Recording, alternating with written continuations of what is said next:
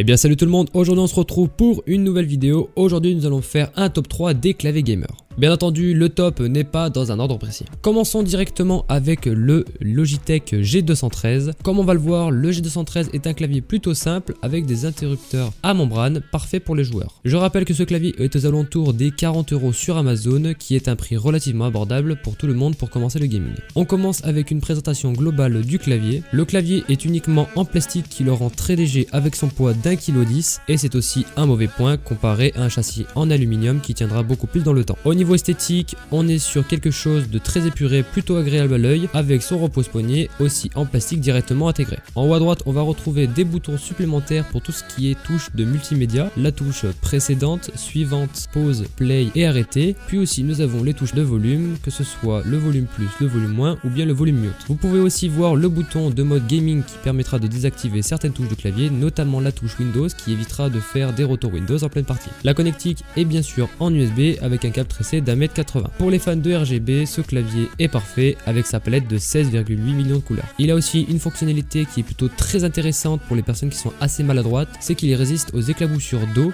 Bon, bien sûr, on va pas le mettre le clavier dans ma baignoire, il peut résister jusqu'à 60 ml d'eau, même en état de marche, rien ne le perturbera.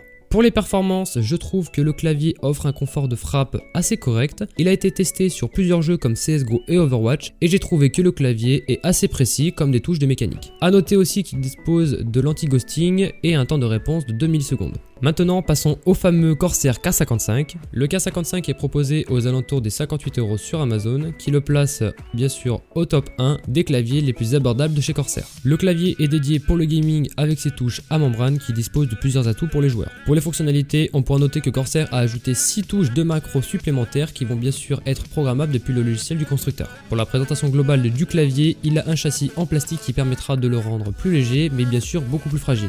Il est fourni avec son repose-poignet amovible qui permettra d'être beaucoup plus confortable lors de vos sessions de jeu. Pour le design, on reste sur quelque chose d'assez sobre avec ses couleurs mat et son éclairage RGB qui le rend encore plus épuré. En ce qui concerne le clavier, pour des touches à membrane, elles sont assez surélevées par rapport à certains claviers comme par exemple le Razer Ortona Chroma. Sur la partie supérieure droite, nous avons plusieurs touches multimédia comme les touches volume plus ou volume moins ainsi que le mute et aussi les touches permettant de naviguer dans vos musiques et films par exemple. Toujours sur la partie haute, nous avons un bouton pour l'enregistrement de macros à la volée, un second pour l'activation et la désactivation du RGB du clavier et la dernière pour l'activation du mode gaming qui permettra de bloquer la touche Windows. En ce qui concerne le câble, il reste assez basique, il n'est pas du tout tressé mais il a quand même une longueur d'environ 2 mètres. Bien sûr, en ce qui concerne les performances, le clavier est avec des touches à membrane et qu'il ne faut pas s'attendre à des performances et une réactivité de clavier mécanique. Et pour le dernier, j'ai pris celui que je possède actuellement, le Cooler Master CK550.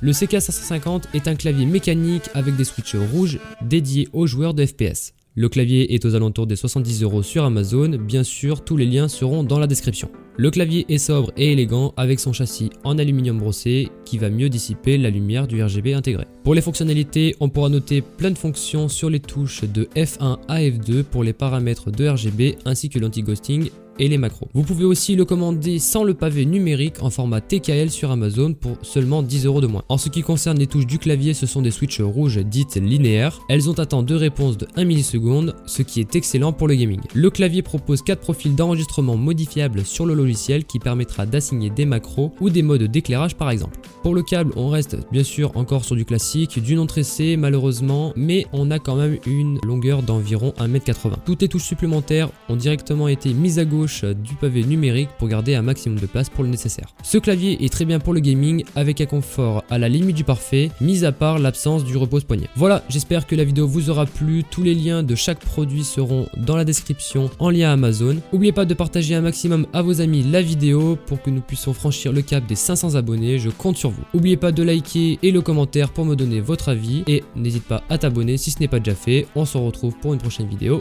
Ciao!